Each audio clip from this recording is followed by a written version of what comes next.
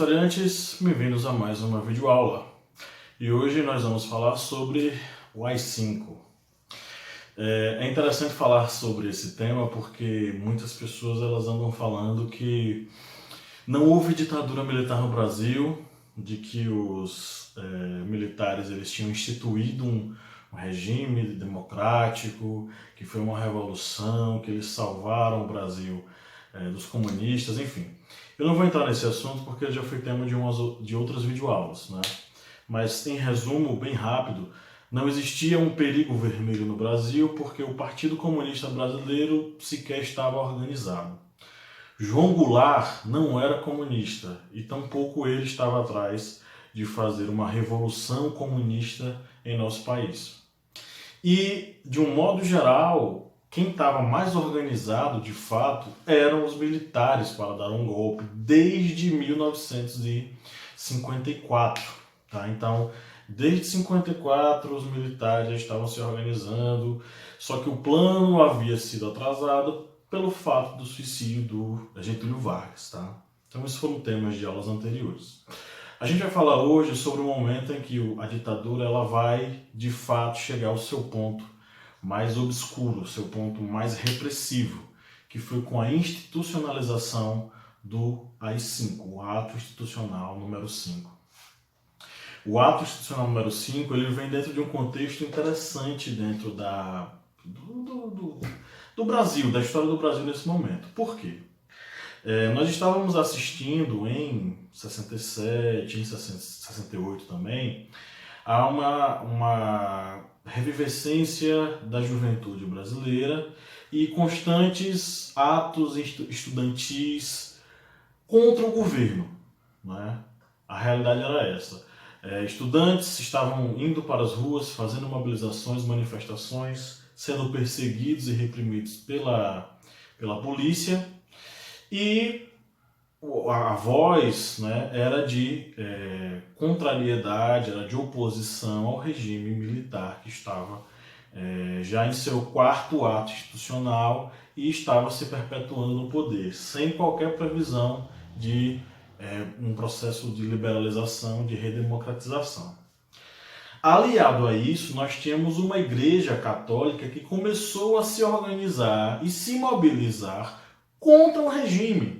Então já é um outro fator bastante de um peso muito grande, porque a igreja havia apoiado o golpe antes.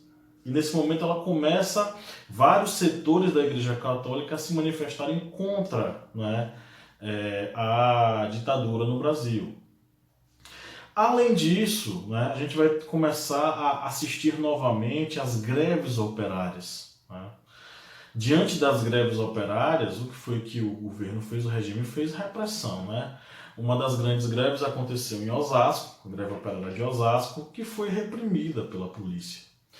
E esse processo de repreensão ele veio associado a uma medida, né, feita pelo ministro do Trabalho, que era o Jarbas Passarinho, institucionalizando o critério ideológico para presidentes de sindicatos. Então, para você fazer parte de um sindicato, além de você preencher uma série de requisitos, você tem que fazer o teste da ideologia. Qual é a sua ideologia? Você gosta de fazer greve? Você é contestatório? Então você é comunista, você não pode ser presidente de um sindicato.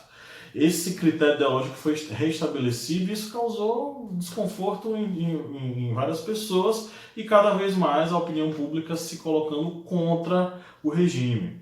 Além disso, políticos populares e conhecidos estavam começando a montar uma frente, vamos dizer assim, de oposição, uma frente liberal contra o regime militar. Juscelino Kubitschek, o Carlos Lacerda e o João Goulart eles começaram a se organizar, mas aí, né, todos eles tiveram seus direitos políticos cassados e o regime novamente atuou para dispersar esses teoricamente inimigos da nação. E aí, o que foi a gota d'água para o AI-5 em 68? Pesquisadores eles apontam o seguinte: o discurso, né, do Márcio Moreira Alves, que era um político do MDB, né, O discurso dele no Congresso foi o estopim para a criação do AI-5. Por que isso foi o estopim? Né? O Márcio Moreira Alves ele foi até o palanque, no seu momento enfim, de discursar, e ele convocou a população brasileira a não participar das comemorações do 7 de setembro em desagravo, em oposição ao governo militar, e ainda sugeriu que as moças, né, elas rejeitassem os rapazes militares em forma de protesto, né, tal qual as mulheres atenienses fizeram, né, com seus maridos na antiguidade. E isso causou um desconforto generalizado, porque esse discurso foi parar nos jornais e a população ficou empolvorosa. E o que aconteceu? O governo se organizou e enxergou nisso a tentativa do comunismo de tomar o poder. Que na verdade não tinha nada de comunista. O Márcio Moreira Alves, gente, ele apoiou o golpe de 64.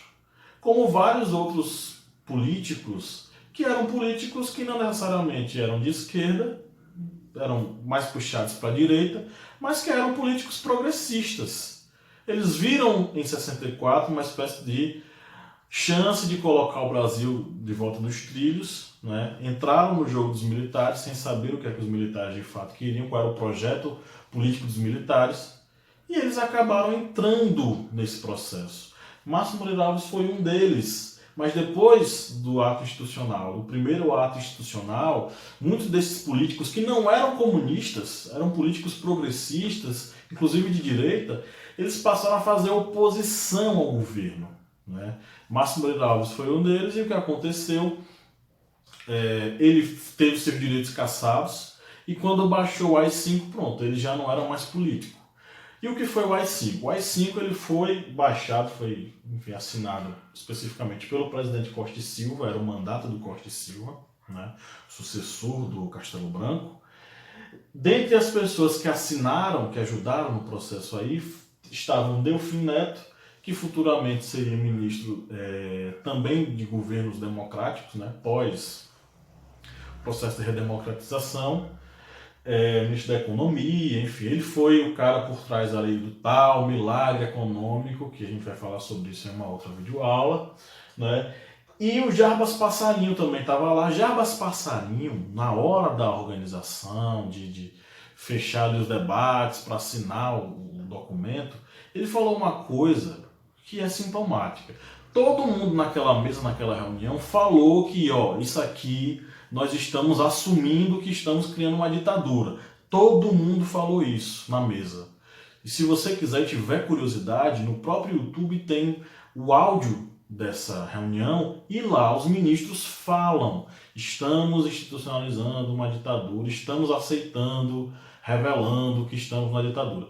E o Jarbas Passarinho, né, que era o ministro do Trabalho, ele fala uma coisa que é sintomática. Ele fala o seguinte, ó: eu discordo do ministro das Relações Exteriores, que havia falado que, ó, eu acho que o que a gente está fazendo, pode se caracterizar como uma ditadura. A Jarbas Passarinho disse, ó, eu discordo dele. Eu não acho, eu tenho certeza. A gente está institucionalizando a ditadura. Mas quer saber de uma? As favas, senhor presidente, todas as barreiras dos escrúpulos que nós tivemos. Ou seja, o que isso quer dizer?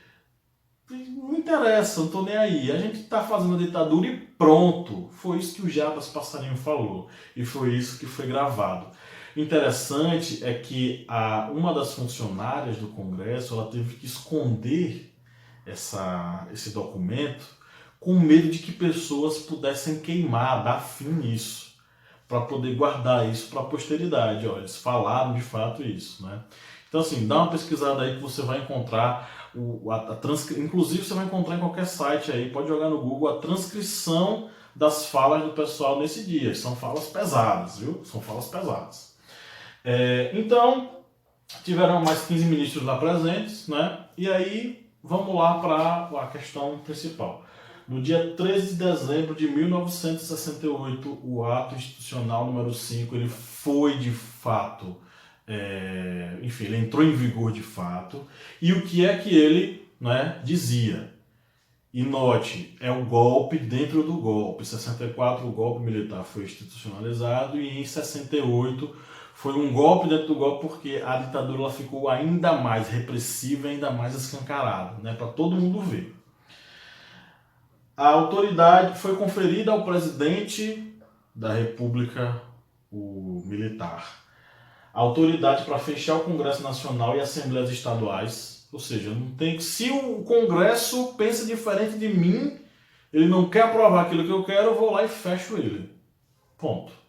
Mesma coisa no Estado. Não quer concordar? Fecha. E aí, aliado a isso, fechando o Congresso, decretando recesso, entre aspas, o ato institucional dá para o presidente e o governador o poder legislativo. Ou seja, presidente e governador que estão no poder executivo, eles não criam leis. Eles passariam a tanto poder fechar o Congresso e a Assembleia quando bem quisessem, quanto legislar, criar leis, sem precisar passar por uma votação. Olha só que coisa democrática, só que não, uma coisa autoritária, autocrática, tá? Então isso aqui não é democracia, isso é ditadura. A outra questão que o ato institucional previa, a intervenção em estados e municípios, com a desculpa de que era a segurança nacional que estava em jogo. Ou seja, o presidente, o regime, poderia intervir em determinado município se assim fosse considerado critério ligado à segurança nacional. Ó, precisamos garantir a segurança nacional intervindo nesse município, nesse estado. Também foi institucionalizada e oficializada a censura artística e também da imprensa, ou seja, a censura artística. Peças de teatro, novelas, livros, poemas, canções, seja lá o que for, tem que passar pela censura prévia. Além do que também a imprensa. O jornal do dia tem que passar pelo censor para ele ver se de fato as notícias elas estão de acordo com aquilo que o regime quer. Tá? Foi decretada também no AI-5 a ilegalidade de reuniões políticas sem o aval da polícia, ou seja, se eu quisesse me reunir, se a gente aqui, vocês que estão assistindo esse vídeo e eu, quiséssemos nos reunir, né, para falar sobre política, a gente tinha que ir atrás da polícia para pedir a autorização para poder nos reunir. Se a gente, por exemplo, tivesse ideais contrários à ditadura, não precisa nem ser comunista. É só você discordar de um desses pontos aqui. Você não podia se reunir, porque a polícia não ia lhe dar o aval e você ficar em casa tranquilinho, de boquinha calada, porque você não podia se manifestar contra o regime, né? E além disso, em alguns casos foi institucionalizado uma coisa que acontece em zonas militarizadas de guerra, que foi o toque de recolher, ou seja, era institucionalizado em determinados momentos e ocasiões o seguinte, ó, 8 horas da noite todo mundo em casa, porque depois disso aqui, quem foi encontrado na rua é considerado subversivo, que foi o nome dado para aqueles que discordavam do regime.